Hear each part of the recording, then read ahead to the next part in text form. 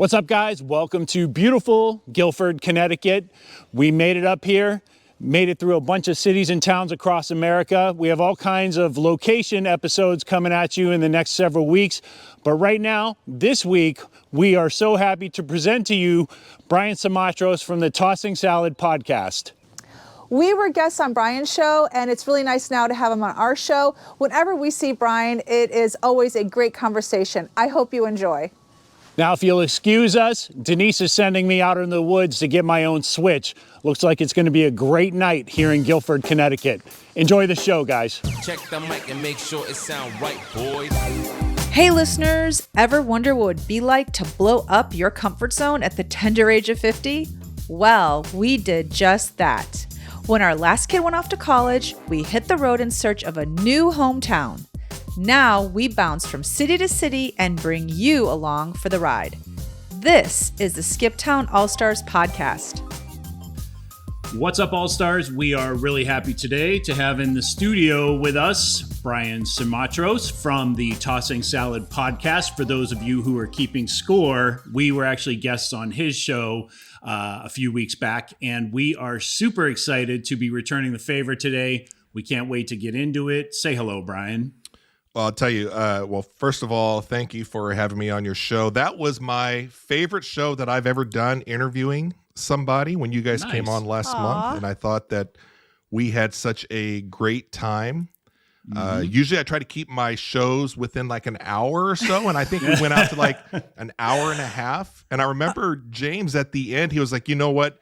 If you need to edit stuff down, I'm totally cool with that or whatever. Yeah. And I'm like, I went through and started to edit, and I was like, you know what? I'm going to keep kind of everything in there. I took a few things out, but a lot of the things that we talked about was just gold for podcasters. It was, and it's funny because leading up to your podcast all week, he has been saying probably once a day, we're keeping it to an hour, Denise. And I said to him, I don't know how we're going to do that. It's so much fun. Well, that's it what is I so said much to fun, him. I'm but like, I don't know. if it goes beyond an hour, we're talking about ourselves again instead of you. Right. And we're not doing that. Because you did such a solid on your show and just let us ramble on about ourselves. It's your turn. You're in the hot seat today. So we have questions for you. Cannot wait to get some of the answers. And here we go. I feel good that I don't have any of the pressure on me. I know Denise when we were talking, Denise was like, yeah, I'd rather guest on a show because I don't have to worry about the stuff. Yeah. And I was thinking about that. I was like, when I have guested on shows before, and it hasn't been a lot, I do get nervous because I want to be a good guest. I want to be interesting. I want you guys to have a good show. But I feel like this morning, like I was running down the stairs. I just took a shower. I got the beard waxed and oiled, and and as I was doing this, I was like, I feel like I'm going on a date with you two this morning. Who gets the first kiss? Well, we're going to have to find out. Okay. Okay. I was pointing to you. People are going to wonder because of the thumbnail that I made. Yeah, I know, right? James and Denise were kind of there with one of their pictures. I don't know where you guys were at, but I think James was kind of bear hugging Denise, and then I just kind of photoshopped myself behind James, almost kind of bear hugging him. So yeah, it was awesome. I saw that when you posted it. I could not stop laughing. I think I ran from like the living room to James's office, and I said, "Did you see the thumbnail that Brian made? It was hysterical." It was. You don't want to throuple up with us. We're a handful, dude. You can do much better in terms of a nice, peaceful relationship than to match yourself up with us. You guys are into a lot of stuff. I know that I cannot keep up with you guys as far as the travel, and I do recognize. Okay, where are you guys at right now? Because I recognize this place that you guys are in. Yep. Brian, I think this is going to be the last time you see it. Yeah. So we're not going to talk about ourselves, but we are going to say that we are recording right now from our Florida home. But this will be probably the last recording because we are going to start recording from a podcast studio that we found in Orlando. Yeah. Oh, for the time that we're in Florida. Big time. We are. for the time that we're ever in Florida, we found a home. And then if anybody's been following along, we're sort of zoning in on the New England region, specifically Connecticut. So we are also, when we're there, or it doesn't matter. If we're traveling to Milwaukee, for crying out loud, we're just going to look for a studio from now on. We're not traveling with the camera bags and the tripods and all that stuff anymore, man. Those days are over. Yeah, but we are currently in Florida, but this is about you, and we are not talking about us That's anymore. right. Okay. Enough's enough on that. I can't help it. I keep deflecting back to you guys. I know. Let's tell our audience a little bit about who you are, what you do, how you started on social media. I want everyone to know, because there is a reason why your podcast is called Tossing Salad Podcast. It is a play on words of some sorts, but it's also legitimately references back to what you first did on social media years ago. I mean, you were OG when you started. So tell everyone that's listening who you are. Well, I mean, basically, I'm coming from a gardening background. That was my big hobby for the last almost 10 years, back to 2014, when I started gardening on social media, let's say, to where, you get on there and then you post ridiculous amounts of pictures of a tomato, of an eggplant, to a community that when they see the emoji of an eggplant, they know that's an eggplant and not something else, right? Yeah. Right. So I started there and kind of built up this gardening community. It was fun. And I did it primarily, not necessarily to, grow organic food, to not use, Miracle Grow and all that stuff. Gardening for me online was kind of therapy in working on personal issues that I had.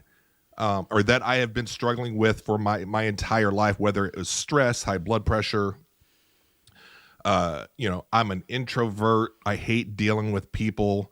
I hate being around people physically. And it's something to where it almost kind of forced me to work on certain things. And it was out of necessity. Right. So by creating and starting this gardening channel on Instagram, on TikTok, on YouTube. I'm the garden voyeur over there, by the way. I guess I should plug it. Although now absolutely. I feel like I'm done with that. Do you? Yeah.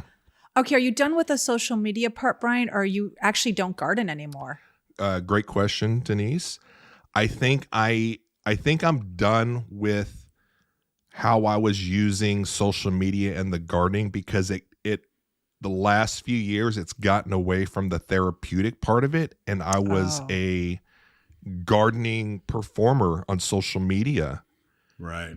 And it wasn't producing the results that I wanted it to do internally for me, for the therapy, if we go back to the therapy part. Right. And I kind of want to just get back to where I can go out to the garden, detach from everything, and not worry about taking the phone, the tripod, a mic, and then, okay, what time of day is it? Are my neighbors mowing their lawn as I'm making these clips? And it got to be another job that I started to resent and hate. Ooh. And that's for 2 years. And I don't know, James, if you can kind of, because I think you're kind of a little bit with a technical background of like setting up all the camera stuff or whatever. And I'm not quite sure what you do for your job, which I'd love to get into at some point. Yeah. For me, I'm a photographer. I have my own company that does photography, kind of content for local companies. Okay. And after a while, I don't want to play with my cameras anymore, because that's my job. Right. I know. Yeah, totally. I don't want to do so. The gardening part, over the course of the 9 or 10 years that I've been doing it for social media, and I feel like I've been bitching and complaining to my garden friends. I'm kind of done with it, but I'm sick of listening to myself say that. Right. So I have really tapered back on the gardening portion of it. Not only physically gardening, but the social media. But I think I've only made 5 posts in the last couple months on all the social media accounts for gardening. Right. And I don't miss it.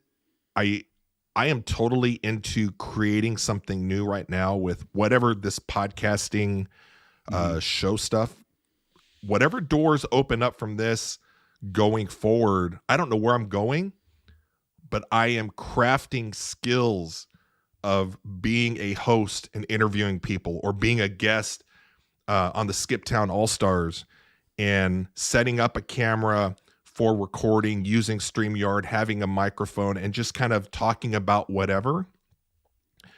And when I was trying to come up with a name for whatever it is that I was wanting to do, Denise, this is where I kind of come back around to answer that question of why would you come up with the name Tossing Salad Podcast?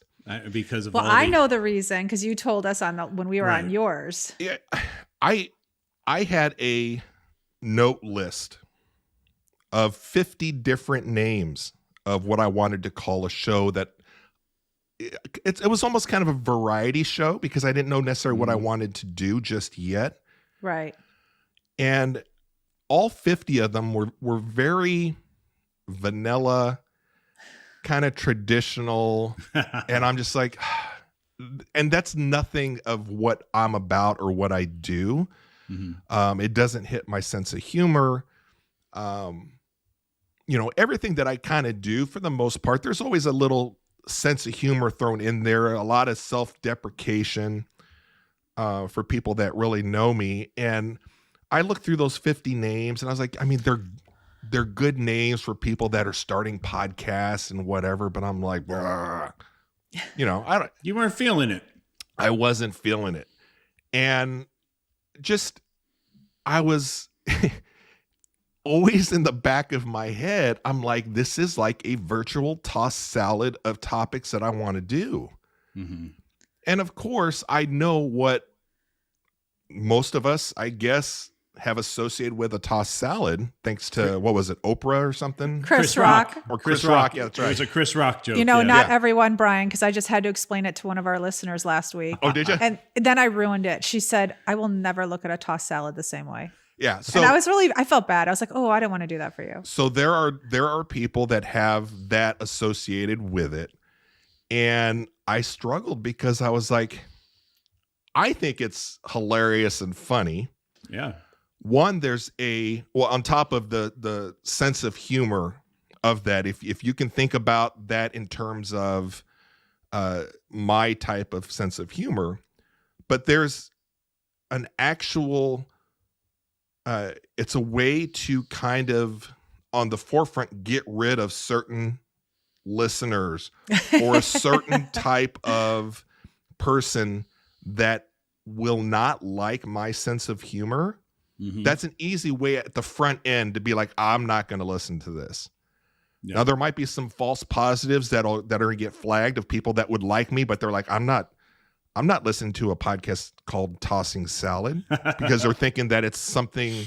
Right. Yeah. Whatever Everybody's mind is. is in the gutter. Sure. But for the ones that can get past that initial layer and be like, oh my God, he was able to tie in his past with gardening and the vegetable medley of topics that he talks about, whether it's U.S. men's national team or my Katy Perry records that just came in, or we're getting into Taylor Swift. It's literally a virtual medley of topics that I'm interested in talking about. It's not going to appeal to a lot of people, but that's okay because there should be enough people out there in the world eventually, we talked about this, to where they get us individually, whether it's the two of you or it's me, they have the same sense of humor. They're not going to be offended by the name of it. And we're going to have a good time in the long run. And the trick is, do we have enough fortitude within us to last of what could be 1, 2, 3 years of podcasting, doing this and finding those people? Because man, I'm telling, and you guys know, it is brutal out there. There's a lot to weed through. A lot of people as of 2020 specifically started during the pandemic. And, you know, now, like you said, it's a matter of just trying to outlast them. So tell us a little bit about your outlook, your strategy for that. How are you keeping yourself sane while attempting to do that? It depends on what time is it. It's 10:20 right now. And my strategy and my outlook on social media, podcasting, the show, what I want to do, it changes by the hour. It's a tough thing. I mean, on top of just the creative portion of doing a show, what are you going to do it on? Again, this is all stuff that you guys go through as well, which is why I love that the fact that I found people like you. The creative part is tough. It is. Dealing with negative trolls online, because we're opening ourselves up, right? Absolutely. Yeah. We're showing our faces, our voices, we're opening up our thoughts. Yeah. And, being as honest as we can for anybody that wants to see. And then there's people that are out there that, and unfortunately, there's a lot of them, and they're the most vocal and the loudest. They are. They are. But they get a hard-on out of saying something crappy, just trying to upset the apple cart, just to have some effect on somebody, whether it's positive or negative, they don't care. Right. They just want to have an effect. They want to matter in life. And that's what I've kind of found with a lot of these people that are just so negative online, or just even people that we deal with in real life that we work with that are our friends or family too. Let's not say that that's not happening there. Right. Some people they feel like they don't matter. And so one way they can affect some kind of change or affect somebody else is behind a keyboard and a monitor and write whatever. And once you respond, or once they get you, and it's hard to ignore all of them. It is. It absolutely is. But once they see that they got you and that they're giving them a nugget of something, that makes their day. And it's negative energy, but it makes their day. Yeah, I was going to say, I mean, there is a dopamine hit that they get when you actually reply to one of their drive-bys. I remember we got our first troll and I jumped up and down and I ran. We were excited. We got our first troll. Like, that's awesome. Like, that means we've made it. So, Brian, you've made it. Yeah, you've made it. That's the thing. But a lot of people that are wanting to do more on social media and they're really concerned with the numbers and wanting to get out there and have more people see their stuff, they don't necessarily take into account that also means you're opening yourself up to even more negative comments. It's true. And I go back to, we touched on it a little bit on the show that you guys did with me last month. I asked you guys, why the hell are you guys starting this podcast when you're right at 50? You guys, the kids are gone. You guys, why open yourselves up to that? But for me, the answer why I'm doing it is because I want to, and I can. Yep. Right. And Brian, we did a little research. We dug in, pulled some numbers. You are top 10% of podcasts worldwide. Did you know that? I have no idea what that number could be, and it's interesting, but yeah. So that has to make you feel like all the work you put in. I mean, top 10% of podcasts worldwide, like, that's pretty impressive. Yeah. So I think the metrics have to deal with not just duration, like how long you've been in the game and all that, but really, who's impressions, listening? all sorts of there are all sorts of variables that they factor into that number. But we were Googling a handful of them last night, and we started with yours, and we were like, oh, look at Brian. He's doing all right. Yeah. So when people are asking you about your little podcast hobby, tell them I'm top 10% podcast worldwide. Eat that. Just tell them we're number 10. I don't even like people was like, my mom was up here she's going on a worldwide trip with my brother for her retirement or whatever. Mm-hmm. And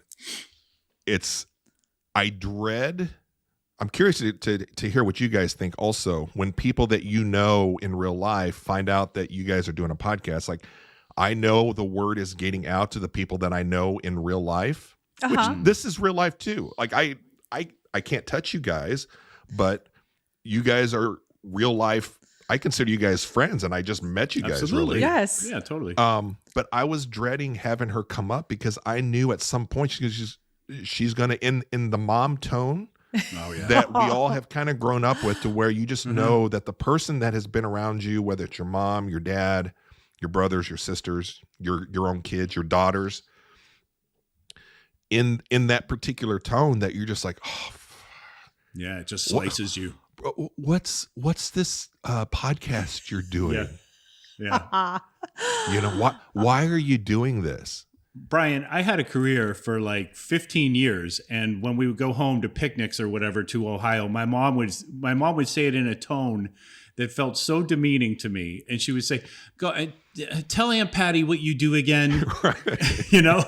And I'm like, what is it with moms, especially with sons? It's like, Ma, you just gutted me in front of everyone. I think it's a power thing, or the fact that I think, we've all watched Sopranos and the way Tony had to deal with his mom. Oh my gosh, that's a very good analogy. Look, I heard Adam Carolla say one time that he called his mom to tell his mom he got a show on Comedy Central, and he was so excited. And his mom said, Adam, cousin Larry just started a plumbing business. Right. Yeah. I can't explain it, and I know it's not just all like on her, other people. I hold my own responsibility on how my relationships go. Mm-hmm. But I'm being honest in a sense that I don't want to have that conversation with people that are people that I can touch. Yeah. And I know it sounds strange because you're like, well, anytime somebody asks you about what you're doing, don't you want to explain it, or don't you want to? I said, no. First of all, I don't want anybody to come to my house because, again, being an introvert, you're interrupting my routine. Right. And then, of course, people that come to your house stay too long, and I look at my wife, I'm like, oh my God, how long is she supposed to be here? You're waiting for them to go. You go to the bathroom 30 times when somebody's there. Yeah. Okay. So I need to know really quick. Okay. You are an introvert. You've said this several times, but you are so creative and so social on social media. You post often. You post funny stuff.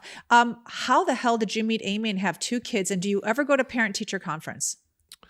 Let's start backwards from that. Did I ever go to parent-teacher conferences?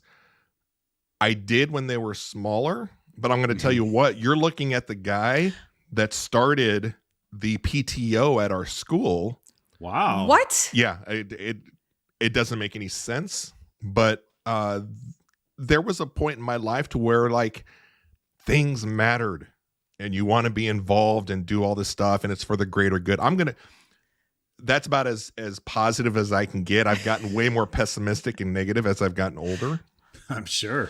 I can't believe you had to deal with parents. With schools. I can't believe you. But I was the crazy. PTO creator, president, and nervous as hell. I hate getting up in front of people, but I challenged myself because nobody else was doing it.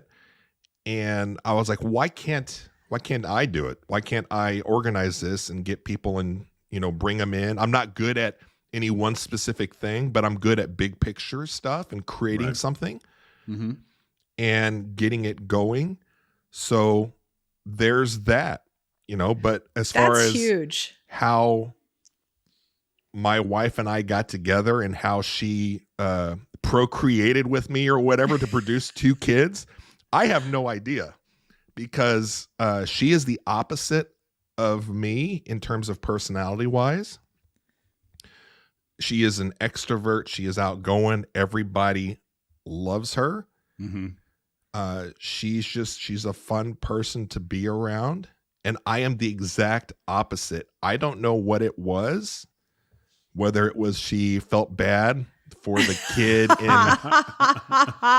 that had this dark cloud that floated over him. The brooding, Yeah, I was going to say Mr. Broody in the background. Yeah, she's like, oh, that's the guy for me. But I think, to be honest with you, I think it was a heightened sense of the sense of humor that she kind of got. And you would have to ask her now, like what, because I'm sure like every couple that we've gone out with or when she goes out with her girlfriends, they're like, what do you see? And like, how are you 2 together? Right. How did you guys meet? Was it high school, college, just like blind date on an app? We met, we worked at the same restaurant in high school. I love telling this story because this is where I can say that she's an older woman. She was 3 years older than I was. Oh, that is older in high school. Are you kidding? So I was in high school. I was a sophomore, I think, sophomore, junior in that time frame. And I was a busboy. She was the hostess at the restaurant we worked at. Mm-hmm. And, you know, she was like head cheerleader, all this stuff. But she went to the other high school. Uh-huh. So if we were to go to the same high school, she would have nothing to do with me. Her and her sister were like what you would consider like at the time, like the popular cheerleaders, you know, the in crowd. Yeah. The in crowd and everything. And then I wasn't in the bottom rung of anything, but I was able to associate with every different rung, but I was just on my own. I've always been kind of a lone wolf. Mm-hmm. If we had gone to the same high school, no way would she have anything to do with me, and no way would I have anything to do with her. You know what I'm saying? Mm. But we worked at the same restaurant, which I always contend if, you know, I think society, we would do well if everyone either had to go to serve in the military or go to a service industry and work in a restaurant. Yeah. Just to know how to treat people. It's in so general. True. It's very true. And so that's where we met. Denise got fired from Outback Steakhouse, so that just I didn't tells get you fired. right I quit, but I wasn't very. I didn't quit? get very good tips because I didn't sit and like hang at the table. Like I just was like, I was basically how I like to be treated when I go to a restaurant. Take your order, bring your drinks, bring your food, and leave you alone. Well, when you're working at a place like a chain restaurant, Outback Steakhouse, they want the waitresses to be super friendly, sit in the booth with everyone. Hi, how's your? No, that was not me. So I ended up quitting. So you didn't get fired? No, I didn't get fired. I thought you got fired. No, I just didn't last very long because I wasn't like getting. You would have gotten fired. It does seem like that, but I did not. I just quit because I wasn't making as many tips as like the pretty blondes with the big scrunchies in their hair and the tight shirts. That just wasn't me. But you see, when you work in the service industry, you see how all sorts of people treat people like that. Yes. From all walks of life. Yeah. James was a Red Lobster waiter forever. I worked at Ruby Tuesdays, Red Lobster. I worked at all kinds of bars, and even in Florida. I lived in Orlando for 2 years in the 90s, and I worked at an ale house there. And everyone should work in the service industry. Yeah, yes. I agree with you. I mean, you learn how to interact with people, whether you like it or not, but it forces you, because your money's kind of dependent on it, interacting with people that you may or may not like, or diffusing situations to where somebody doesn't like their food. Yeah. Yeah. Or they just want a free meal. And they want a free meal or whatever. And you learn a lot of different things. And, that's where my wife and Amy and I met. And I watched her date other guys. Classically, I mean, I've got so many stories to where she was dating a guy that lived down the street from me. Oh. And so we would leave work at like midnight once, because again, I was the busboy, so I was the low man on the totem pole. So I'm like cleaning bathrooms before I can leave or whatever. And she was all, the hostess who she thought she was, higher end. Uh-huh. Yeah. She was done once the menus were wiped off. And let the busboys clean up, everything else. Yeah. And so I would get home, and then I would see her car drive past my house because she's leaving her boyfriend's house at like 2 a.m. or whatever. And at first it was the classic story to where we were kind of just friends. And I think she liked having me around because I was funny and different or whatever. And then slowly, she broke up with that guy, and it was like 2 a.m. and there was a tap on my window. Oh. And she's bawling and crying because she broke up, but she came to me. Mm. And so I was like, I got her. You played the long game, as James would say. The dark, broody, unpopular, unlikable guy got her. Uh-huh. So that's kind of where it all started. But you are, and anybody who listens to your podcast will know, you're very measured, you're very rational, and you know what?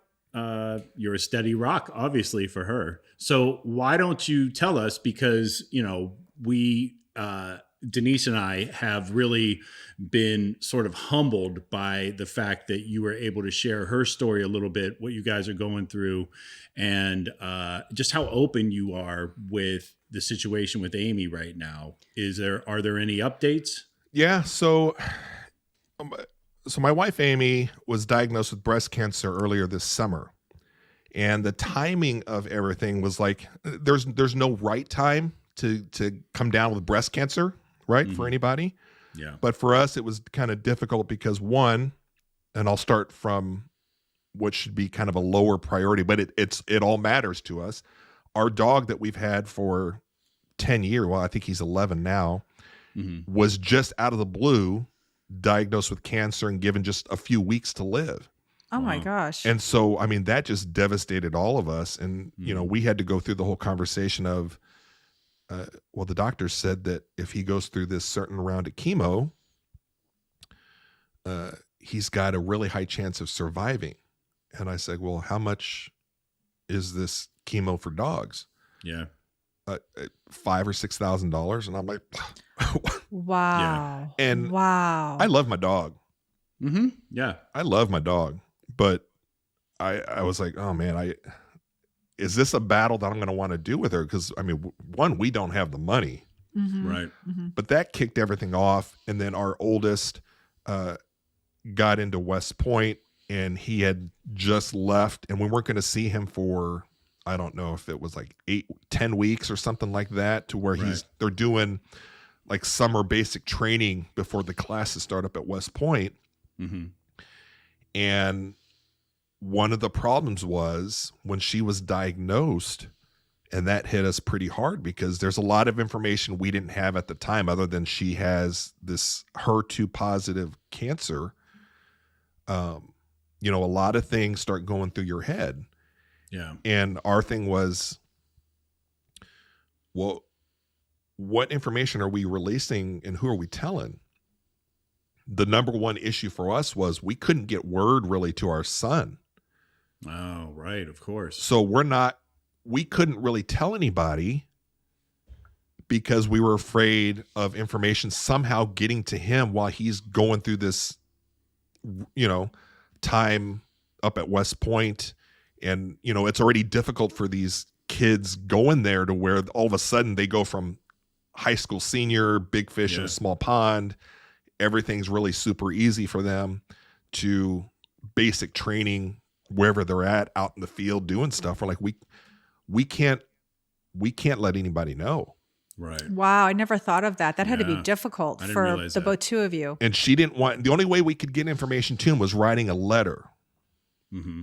And so she had made this, she's like, I don't want to write a letter. Yeah. I've got to tell him. Right. So that was another issue that we had, kind of going on with, okay, well, how are we going to deal with this? So, fast forward a few months and, you know, getting into the chemo treatments and everything with her cancer. And if anybody has had cancer or family member, friend that has it or whatever, you know that it's something that just takes control of your life, and you feel like, okay, there's nothing you can really do other than just go through the treatments and try to survive as much as you can. Right. And with my wife, it's very much, it could be a good day or it could be a bad day. But always to the fact that cancer is dictating how you're doing things daily. Yeah, of course. So I pitched to her, and I don't know at what point, I said, what do you think about just doing a podcast episode on the cancer, mm-hmm. and just kind of explaining what you're going through, and maybe that will help somebody else that's out there going through it themselves. Yeah. And more importantly, going through it by themselves. Wow. Yes. Because there are a lot of people doing it alone. Yeah. You take for granted that everybody has somebody that's going to help them or take care of them. And what I found was when we go to do our chemo sessions, and I'm sitting there are people that are there that there's nobody else there sitting with them. Mm. You know, Yeah. So I was like, would you feel comfortable in doing that? And again, she's more extroverted and open about stuff, but that's very personal. Yeah, absolutely. And so she thought about it and she was like, you know what? I think I'd like to do it. And I think it gave her a little bit of power back from cancer in the fact that she can now kind of tell her story of, you know, how the first week was awful. She had a allergic reaction to the initial medicine, and it was like nurses running from all over the place trying to shoot her up with steroids because her body was reacting to the medicine. And but if telling her story could help anybody out there, I think it gave her a little bit of power. And she was like, well, yeah, let's go ahead and do it. So we did one episode, turned out, I think she enjoyed it, but it was tough for her. Yeah, absolutely. But that was the first time a lot of people who know me for the last 10 years had even seen her, heard of her, or anything. Right. And then it's all of a sudden, it's like, oh, it's the cancer show.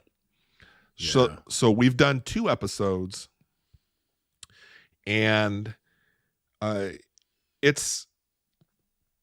think it's helped her out, but you know, very similar to with Denise going through with her mom and then posting the video that she had posted where her mom is going through Alzheimer's and recognized her when she's doing the makeup stuff, which to me, again, I get chills thinking about that video. Aww, where she was like, that's my Denise.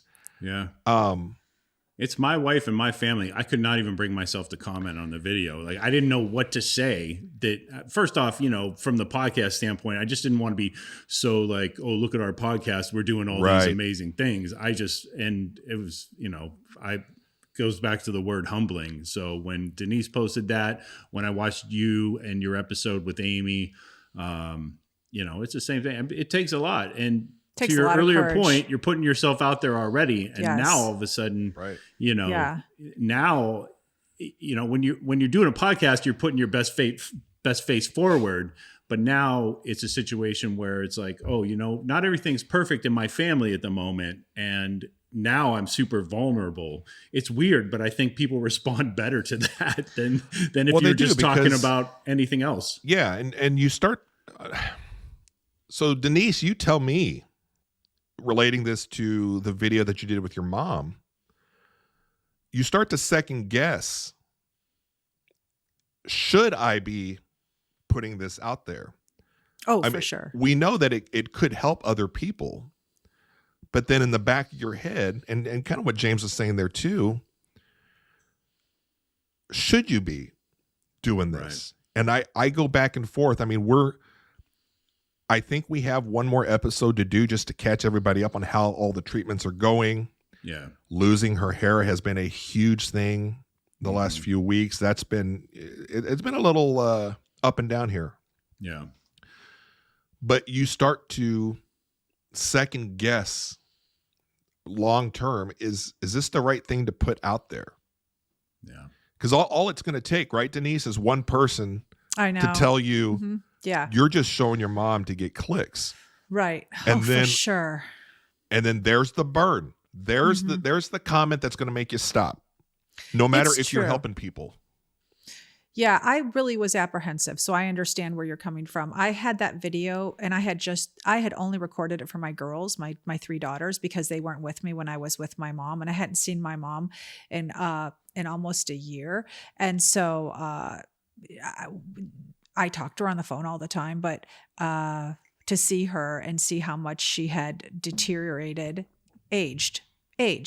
And it was surprising. So I just wanted to record like a moment with my mom, for my daughters. I never planned on posting it. So it was like 4 months later that we did a podcast about everything going on in our lives with my mom, because now my mom is a big part of our lives, and that has to do a lot with our traveling and now that she lives with us. So I thought, well, this is just a glimpse into what it's like living with someone who has Alzheimer's dementia. Mm-hmm. So it wasn't until we did the podcast that I felt like I'm going to post it, but it still was very hard to hit that send button. It took me almost 24 hours to do it because I wasn't sure. For the same reason, Brian, I didn't want anyone to feel that I was putting this out there for an exploitive purpose.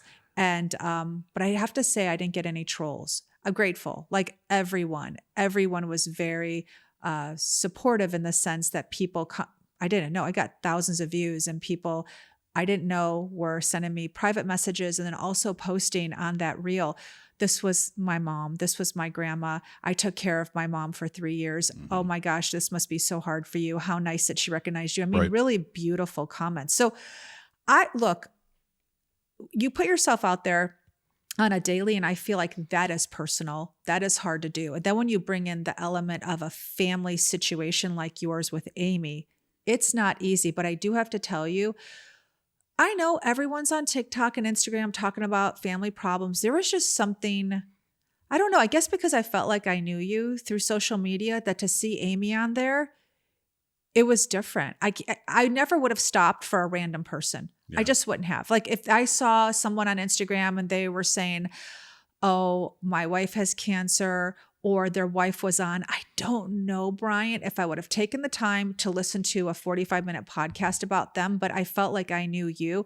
And after listening, I shared it, I think on my story, or I think I took a clip and shared it because I was like, her story is everyone's story. Like, honestly, like she is the person next door. Yeah. And so she's not some influencer. She's not some celebrity with this. She's the lady next door, the woman next door who has a 9-to-5 job. I mean, my question to her was, how are you working full time and doing this? Like, I just wanted to know the basics of it. Like I wanted to know how are you as a family doing it? I was appreciative you shared it. Hopefully you didn't get any trolls. No, but that's the thing. I'm posting something like that knowing that, Denise, like you just said, I wouldn't stop and listen to that, not because I'm so cold to feelings, which a lot of people would say that I've got a heart of stone and that I don't care about anything. Right. I doubt it. That is not what I go on social media for. I know. It's true, because we all want an escape when we go on there. It's an escape, and I don't want to sit there and listen and watch somebody go through cancer, Alzheimer's, or whatever. But for people that it's almost a deep dive into that person's, what's behind Skip Town All-Stars, what's behind Tossing Salad podcast. I mean, doesn't it just sound ridiculous that, we're sitting here talking about this really intimate, serious conversation of your wife having cancer, my wife having cancer, on the Tossing Salad podcast. But that, for me, makes sense to me, because that's the whole thing, that what I want this to kind of be about. It's about a whole bunch of other stuff that there is a little bit of a sense of humor in it. Even when we had the 2 episodes talking about her cancer, on one she's crying. Yeah. There's a little bit of sense of humor, because you see how she and I kind of interact and react. To things. And again, we're real people that you may or may not know, or you may or may not recognize as to people that are in your life. But whether or not we'll do more of that or not, I struggle with it. I think we have one more episode that we should probably do just to catch people up. Yeah, I think so. As a listener, I can tell you I would appreciate it. I think so. Yeah. but Amy, whatever she's up to doing, obviously up for doing. All right. Did Amy get Disney Plus? So where we left that, so we had an argument that Denise started, where Denise, you wrote a beautiful reply to her, and I'll tell you, all the replies that we got for Amy off that first episode, she absolutely loved just the fact that there's just nice people out there that are just concerned with her as a person. Yeah. But one of the things that Denise had mentioned in her beautiful comment to Amy was that after each round of chemo or something, or each marker that we go through, each stage that we go through, Amy should treat herself to something. A piece of jewelry, Brian. I said a piece of jewelry. I remember what you said, Denise. And so Amy He's not putting it in the universe. He's not giving it energy. Amy was like, that's a great idea. Who is this Denise person? Because she is. I want to be her friend. Also, she knows what she's talking about. Oh yeah, she's a big thinker. We had just had an argument about, because I'm paring back on all the streaming services that we have. It's just to the point to where it's ridiculous.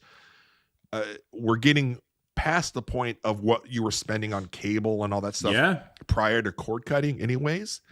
And I'm sick of everybody, we were Netflix, Amazon Prime, Hulu, Disney, ESPN, and then all those services individually. It's ridiculous. Some of them are together, like I guess Hulu, Disney, and ESPN Plus. You can get as a package. Get the bundle, But still, you're still paying, $15 here, $20 there. Oh my God. You got to watch the final season of Game of Thrones, which I know that was 10 years ago, but there are certain shows that are must-see shows, and you're like, the only way you can watch it is subscribing to HBO. It. Yeah. So it's like, okay, the month of November is going to be when we binge all the HBO shows because I'm paying $22 for the 1 month, and everybody, I send out a message to all the two boys, get all your HBO stuff done in November. Okay, did she get Disney? Yes or no, Brian? Did that woman get Disney? She got so much sympathy from the fact that we argued that all she wanted was Hulu and Disney. She didn't care about ESPN, but so a bunch of her mom friends from hockey got together and gave her a gift card to get Hulu and that's awesome. And Disney. So she's up in her room breaking during the day, and she's watching her horrible shows. I don't even know what show. I walk through the bedroom and I'm like, I can't believe this is what we argued for. So you can watch a really bad show. It's some. I think it's SWAT. I think she's on this series SWAT. Oh, SWAT. And I'm like, let Amy have her SWAT, okay? Let Amy have her SWAT. Brian, she's going through chemo. Give the lady SWAT. It's just really hot guys in tight uniforms kicking ass. I watch trashy shows myself, but I love giving her, trouble because I'm like, this is what it's all about is SWAT. I was like, you guys are the pop culture couple. She's upstairs watching SWAT, and you've got Katy Perry collections, music collections coming through the front door. Okay, so you two are the pop culture couple. I know that's the one thing that she's kind of gotten on to me about. Although nothing angers people online also than somebody that looks like me or James. I'm circling your face on the screen. As well you should. The prototypical white boy 1.0. When we open our mouths and utter something about either Taylor Swift or just something that it just looks like we shouldn't have any business. But I'm like, James and I touched on this a little bit before. We did. Because I think you're kind of I wouldn't say you're a Swiftie. I'm not. But you have nothing against her, and you actually admire the businesswoman behind Taylor being. I think you called her a badass. What did you call her? Oh, I forget. I forget an acoustic guitar. Something with an acoustic guitar. Oh yeah, I think she took her little, broken down rickety acoustic guitar and made an entire industry out of it. She's a billionaire now. Yeah, a billionaire. And whether you like pop music or her personality, I mean, it's a fascinating story, and that's how 100%. I got roped into it last year when I had a Swiftie on interviewing her, and people are like, "You're doing a Taylor Swift interview?" Yeah. Everybody, there's so many guys that are Swifties. I mean, look at the guy who is head of Barstool Sports. He came out he came out in a whole TikTok and was like, he's a legit Swiftie, slamming Kim Kardashian, and said, do not use her music when you made her go into hiding. I was like, I love this. A 50-year-old man, standing up for Taylor Swift. Yeah, I love it. She was still a teenager when she survived the whole Kanye broadside as she was winning one of the most prestigious awards that anybody will ever win in their lives. But she was so young at the time. And it's like, dude, why you gotta? It's such a fascinating story, and then you have the entire music industry now circling the wagons to prevent artists from re-recording their works. It's brilliant. Prince should have done it. I'm telling you, Prince had that argument with Warner Brothers back in the day. He should have just done it, and he did not. But here's what's interesting, circling back a little bit to what Kanye did to her on stage. There is no irony lost on the fact that Beyonce showed up to her movie premiere and they took pictures together when Kanye jumped on stage to say that Beyonce should have won that award. I don't see Beyonce taking pictures with Kanye. Yeah. Well, I think Kanye's kind of, he's kind of taking a low profile as much as he can. Yeah. Which he Smart should. move. Yeah. But I will say, James, I had one other clip I was going to do from when you guys were on the podcast last month. Yeah. And this is where I'm like, I think I know Denise and James enough that they know that everything that I do, the intent is always good and with the sense of humor. Yes, For yes. Sure. But there was one that it came to my mind, and this is how I work, is like, I'm like, oh my God, this would be funny, but taken the wrong way, I'm like, I don't think I can do it. And it was off of your clip of what you were going to call, what you called Taylor Swift. I forget the word that you used, but what I was going to do is have you talking about Taylor Swift, and then cut it off right on the syllable that started that word. And then I was going to jump in on the video and be like, when people like us that look like us talk about Taylor Swift using this word, the fact that he's a dad with 3 daughters, the only male in that house, and he's able to use that word describing Taylor Swift, I was like, this is going to be a brilliant clip. And I lost confidence in doing it. I was like, go ahead. We're all for it. If you want to do it, I'll post it. But it was going to be good. It was going to be good. It was going to be great. So speaking of going to be great, let's talk about your podcast. I want to know, so Denise and I obviously have the advantage of playing off of each other, coming up with ideas together, or sort of blindsiding each other with ideas. Where do you find your inspiration? Where do you ultimately see your show going? And, what do you say to 2 years from now, Brian, that's keeping you in it? That's like an interview question. It really is. Like, so here's how I view the Tossing Salad podcast right now. It may change. It has changed, and it may change tomorrow.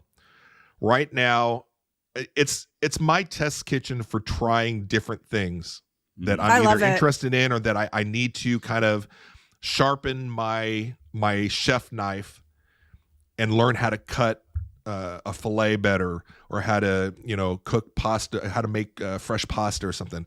It's given me the ability to do different things. Yeah. In the long run, I think I am on course in wanting to do a show with somebody.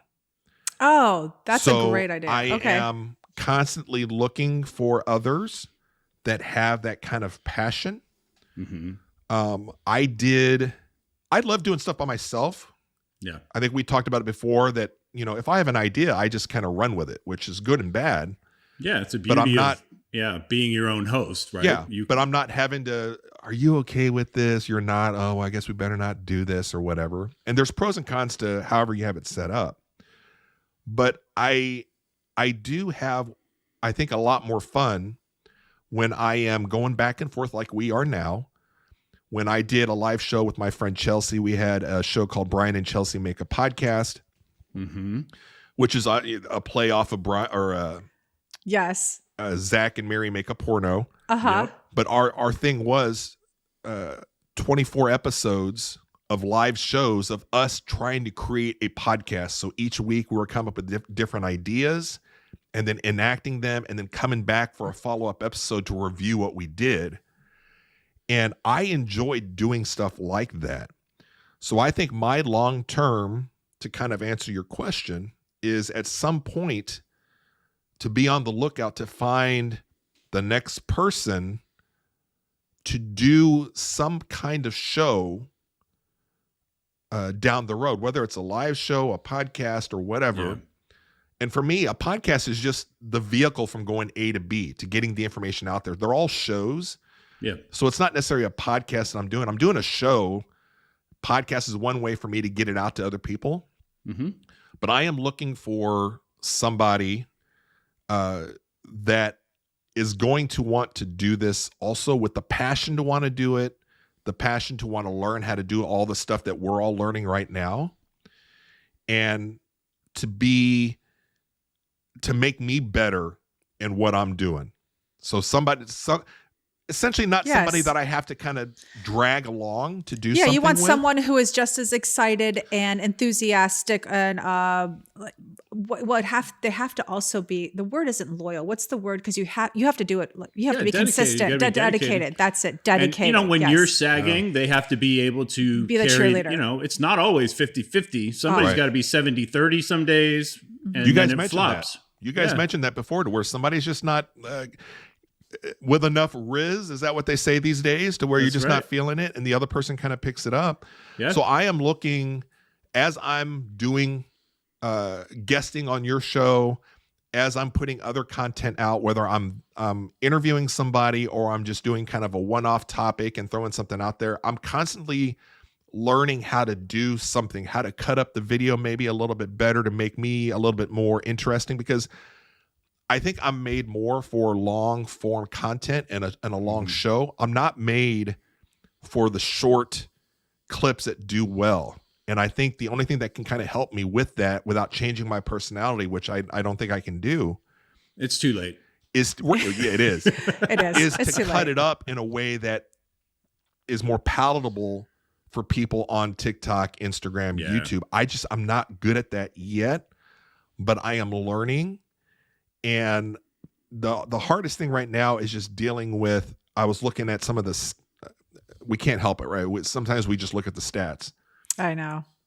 And the last, I think, week or so, just in views, I honestly don't care about likes. I just hope that there's a pool of people that get to see it. Yeah. And then whatever happens. Yeah. But it's like 8 views, 16 views. And I'm like, this is like, is this on crazy. Instagram or Shorts? What are you talking about? Across the board. Okay. So this is TikTok, Instagram, Threads. I've been pushing a little bit more on Threads because that's a new platform that's out there. A lot of excitement with a certain set of people. So I'm trying to get Tossing Salad kind of established over there. Mm-hmm. But I hope to find somebody, and it's not just one show. Like, I think I could get set up and I could be efficient enough to do multiple shows. Mm-hmm. As long as I have the right person that absolutely. I'm doing it with. And that's not going to happen if I'm doing it myself. Like, I can barely edit and do all this for Tossing Salad, which I think no matter what I decide to do, Tossing Salad would always be here because it's my kitchen. Yeah. To where I'm doing things. But I'm looking forward to doing other shows. I can't tell you what those are going to be. Right. But that's what I want to do. Okay, so that's the big question. Denise and I both have a big question, and that is, have you spoken to Chelsea? Chelsea and I have not spoken and it's not anything to do with like Chelsea and I. It's just so how Chelsea and I came together. She was the sister of somebody that I was friends with within the gardening community. Right. And Star Wars was a topic that I had passion on. And my one friend was like, hey, my sister loves Star Wars. You guys should do a podcast on it. So I was like, oh, okay, cool. And so she was one of the first people I interviewed on the podcast. And we went and ranked all of the theatrical releases of Star Wars together. And this is a girl or a woman that was, I would say, a generation behind me. So you're getting a different perspective. She grew up on the prequels. Right. Where I'm an original trilogy guy. Yeah. Right. So you're Gen X, she's millennial. And it was a great dynamic that we had, and we hit it off, and we did a few just for fun live shows to where we just scrolled TikTok and made comments of people what they're doing on TikTok live, which is crazy. Mm-hmm. And then I pitched her. I was like, hey, would you want to do this show? And I kind of laid out some bare bones stuff, but I was like, we're essentially going to create the show as we're going. Right. And she's like, yeah, let's do it. Unfortunately, it was going great. And every show that we did was super fun. Mm-hmm. I don't think she was in that position in her life and lifestyle to where she could commit to doing it as regular as you guys know you have to do. Oh, you yeah. have to and do you have to prep regular. for it. You have to prep for it. You have to pre-produce. People don't realize that. It's very time consuming. Monday nights are late nights for us because we drop Tuesday. We have to have that episode up Tuesday morning on the audio. It's really fun recording. It's everything else that's work. Okay. Yeah. It's all work, but people don't realize that. So to answer James's question on have I talked to Chelsea, because let's cut to hold on. Episode 24, the last episode, and the big reveal was: are you and Chelsea going to continue with your partnership and continue with the podcast? And ultimately, you said no. She said she wanted to. You were like, I'm not interested, because you did not say this, but my take from it was, she wasn't able to give it the behind the scenes work that it needed. That's just my guess, because it does require work. And she has probably a young kid, I think she said. So she's got a younger kid. And again, she's just not, I've got two kids, one who's not here anymore and another one who's a senior in high school. They can kind of, so there's a lot of time that we used to have to drive them around or go do stuff, to where this is my passion now of doing it. She's just not in that stage of her life. Right. So after that episode aired, what happened? So at the end of the 24th episode, we had always planned on that was going to be the big reveal. So Brian and Chelsea make a podcast, tune in to the finale. Yeah, and we kind of set it up to where it was almost like a Love is Blind. I don't know if you guys ever watched. I was just going to say, reality dating shows. Oh my God. There were a lot of Love is Blind references in that final episode. Yeah. Here I am making fun of Amy's TV choice of watching SWAT, and I'm watching Love is Blind. Right. But we had always decided that, okay, we're going to make it into kind of a Love is Blind, to where we both come to the altar, and then the viewers get to find out if we're going to continue with this project and if we're going to make a podcast finally and everything. And I think a lot of people, they watch the show, they watch our live show, and they're like, oh my God, they're having so much fun. This is really entertaining. It was fun for us to do. And I think a lot of people just assumed that, oh yeah, we were going to do it, and it was kind of a staged kind of a thing. Yeah. There was a little production for that last episode, but everything came from something real. And I think it kind of blurred if you go back and watch that final episode, it was kind of weird, because Chelsea and I knew right before we went on live, we had kind of talked that I just don't think this is going to work out. But we didn't make our final thing until we kind of got on the show. But I think, she kind of explained some of the things that she was going through. And I was like, I just don't, we've got to be doing on the same regular, page. consistent, on the same page. Yeah. And then I said, okay, let's save all of this and let's do the live. And then let's bring on one of like a guest co-host who we had interviewed from earlier in the season, bring her back. And she was the moderator, basically. She was the moderator. Mm-hmm. And a little bit was one of the shows we never really got to get into that I wanted to do was an improv show, to where we would have people that were watching our live give us situations that she and I would recreate or improv and have fun with it. I thought that was a great idea for a show. We never really got to do that. And I said, why don't we make that last episode kind of like an improv show also? Because it kind of is, right? Yeah. Mm-hmm. And I think the only kind of production improv putting on was kind of heightening up the tension a bit on some of the things we talked about. But everything we talked about was kind of real. Uh-huh. And I mean, sure enough, halfway through the episode, at least on my end, I mean, I was feeling kind of sick to my stomach, because you're watching two people essentially break up. Yeah, I said, I think Brian's going to break up with her. Yeah. I mean, like when I was watching it, I don't know if you remember, but I watched, I think the next day after it went live, it came up on a reel, maybe you posted. I saw it somewhere. And I was like, was this for real? Like, he just broke up with her. And I didn't know you well enough. We had just started following each other. And then I was telling James the other day, I said, oh my gosh, I said, because I wanted him to see it. I'm like, this is like, he broke up with her on live TV. Yeah. I was like, oh my gosh. The beauty of the episode is, as it goes on, you mentioned that, there was a little bit of tension, but it was really real. I would say it was really tense and really real by the end.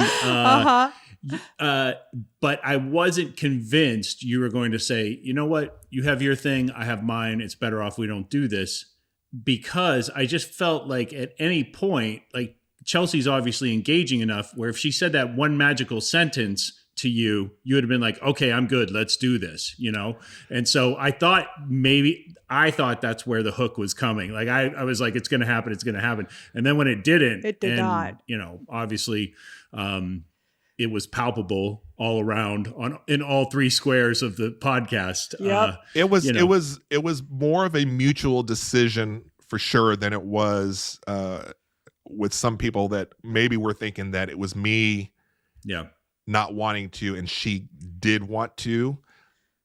I don't know if there was anything that either one of us would have said or come up with to where we knew it was going to work out. And that's the great thing about dealing with, somebody like myself or with Chelsea is we're going to tell you, we're not going to do something that we're not really into. Right. And so she was very clear, I think, in that when we made that kind of decision that I don't think this is going to work out. And so we're like, well, this is how we're going to produce that last show. Right. And then at the very end, I'm a huge Sopranos fan. I made a Sopranos thing earlier on. And I said at the very end, and I don't even remember how I hinted to her, because I honestly, I was worried about, I didn't want any hurt feelings either. Yeah. Yeah. But at the end of the episode, which all I've done is edit through it a little bit.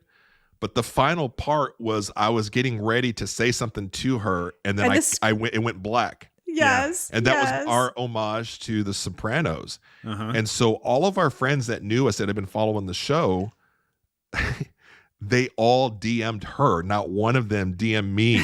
Oh, shoot. That's terrible. And they're like, are you okay? And so she's like, I need to tell them that we kind of knew. And when I say that, yes, we knew we weren't going to do the show, but that really unfolded pretty real. It did. And I think one of the reasons is you got to go first, and whether or not she was intending on carrying through with it or not, it always stings a little bit when they break up with you before you have a chance to break up with them. That's just how it is. So there you go. There's the insight to how I think and how to create shows and what I'm trying to do. And I mean, it really is, it's all in good fun, sense of humor. I do try to be as real as I can. But there's a little pageantry sometimes, I guess.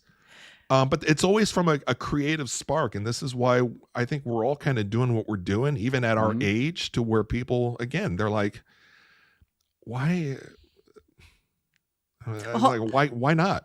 Why not? Why not? Exactly. Real quick question. Did Chelsea start her own podcast? No, so her job, and I'm not going to give away too much of what she does, but she does some things with content also. So when we decided to do the show, my thing to her also was, I want you to learn how to do things so you can take from our show to go apply it to what you do for your career. Sure. And so she used some of the stuff like staging of her, we created a studio for her in one episode and talked about the camera, the lighting and stuff. And so this was all stuff that helped her. It helped her and applied to what she does. So, so she did not start another podcast, although she had a podcast prior to us, but it was kind of through her work that she does. So she owns her own company. Okay. So. All right. So you continued. Chelsea's doing just fine. She's doing just fine. That's and good news. She and I are those of us who are worried about her. We just don't communicate very often because we knew of each other, but it was the podcast that brought us together. Got it. Well, in fairness, we didn't DM you either after it was over. We did DM Chelsea. We did.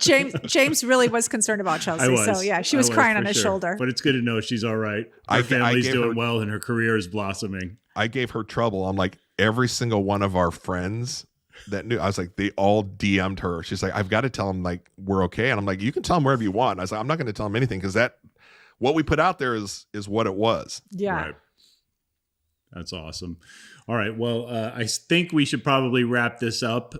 We cannot thank you enough for coming on today and reaching out to us in the very beginning and forming a friendship with us, having us on your show. It's been a fantastic relationship thus far. We're going to have to do periodic check-ins. Oh, for sure. We're definitely doing periodic check-ins, Brian. And hey, whenever you got a troll, you tell them, just reply and say, I'm 10%. I'm 10% podcast right. We're worldwide. Number 10, baby. Uh-huh. Well, I appreciate you guys having me on here. I consider you guys friends now.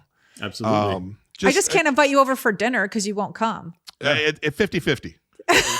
Kind of depend on how I'm kind of, feeling or whatever. But if Brian gets up to go to the bathroom more than 3 times, he wants to get the hell out of here. Oh, yeah, for sure. Yeah, it's not because I have stomach problems. I've had that before to where somebody asked my wife, she's like, Brian's been to the bathroom 30 times since we've been here. Is he okay? Yeah. Amy's like, no, he just wants you to leave. Have you not gotten that? He just wants you to leave. And I'm sitting on the toilet, just, playing on the phone. So I'm like, I don't want to go back out there. Don't worry, Brian. We'll go to Chelsea's house. It's fine. But I find that we have a lot of things in common, not only because, lifestyle with, our kids being gone and it's just this whole new thing of, okay, well, what are we going to kind of do this next stage? You guys are both creative. You guys are great together.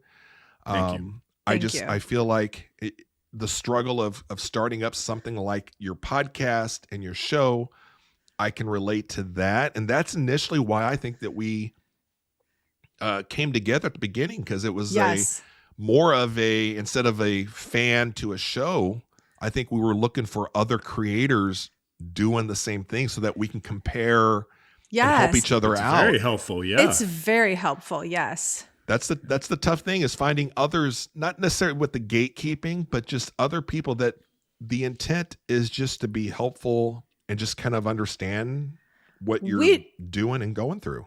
Yeah. And I think that, Brian, honestly, we should do another episode about what you just touched on, the gatekeeping, because there's so much information that people could share and they don't.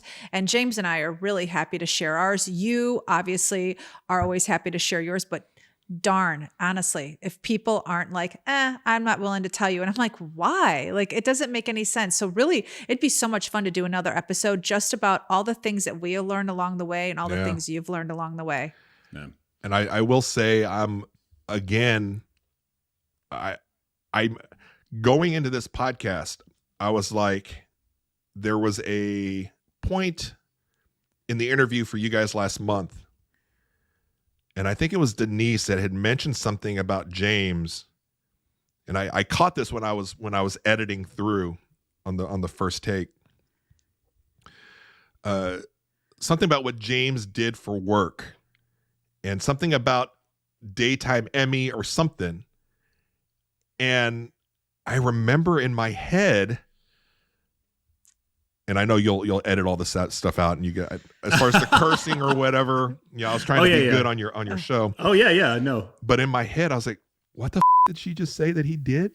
But I remember thinking and remembering what was going through my head, and I was wanting to follow up on that, because I'm like, wait a minute, what does James do? Oh, you don't know what he does? We never got back to it. Oh, we never got back to it? And then I think there was a couple follow-ups later, because we got onto something else. We start talking about stuff and we go wherever. And then there was some point when we were kind of talking back and forth in the DMs or something, and we were about ready to, I think I was about ready to ask again, and we got sidetracked. And so going into this episode, I was like, you know what? Damn it. I am going to ask, what the hell does James do? And I was like pissed at myself, because I was like, how does a host miss that? Because when you said something about daytime Emmy or something, you can see on my face, it registered a little bit, but you saw the point to where I'm like, what? I think we okay. But I never followed up. For the record, I have no Emmys. Oh, you've been nominated though, so stop it. I'm a total whore when it comes to money. So I've always chased the dollar rather than the accolades. But you've been nominated. I've been nominated once for Project Runway, but I have friends who work on your favorite show, Love Is Blind, and I've worked in unscripted, the dirty word being reality television for about 20 years now. So as an editor, so when you were talking earlier, you worked as a what does that mean? Well, okay, so they shoot. They either go to the stage or out in the field or whatever the show is. They go and shoot everything, and then they just bring it back to, the office or the studio, and they ingest it all. They get it all, on a server for us, and we just start editing those hours and hours of footage, compiling it down to a 42-minute show. Right. So he makes the show, basically. Yeah. Music, effects, interview. Where does the interview bite go? It doesn't go here, it goes there. So that kind of stuff.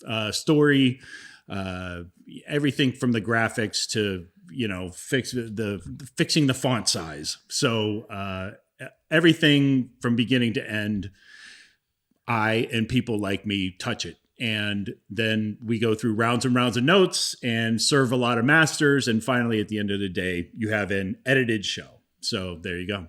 That's what I do. I still feel like it's just this cloud of stuff that I'm like, I've got so many questions, which I don't know. At some point, can there be an episode to where we should. Oh, that'd be fun. Because I don't know if you can talk about it or not. You can if he's working. I don't know if I can say about this or that. 90% of the shows I've worked on have been canceled. So yeah, I'm totally fine. That is not true because he's worked on. I'm just saying percentage-wise, some have lasted longer than others, but every show gets canceled. It's just a matter of when. So, okay. But he's worked on big shows like I have The Masked Singer, Big The Masked Brother. Singer's still going. So You Think You Can Dance. Yeah. I did 14 seasons of America's Next Top Model. So that was my bread and butter for the longest time. So from the mid 2000s until what?